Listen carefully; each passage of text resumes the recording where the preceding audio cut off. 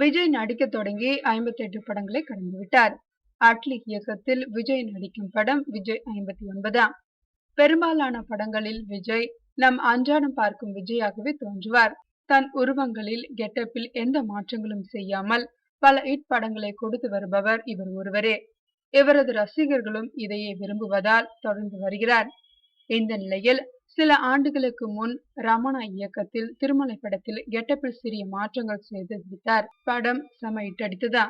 தற்போது உருவாகி வரும் விஜய் 59 படத்தில் முற்றிலும் வித்தியாசமான ஸ்டைலில் தோன்ற இருக்கிறாராம் விஜய்.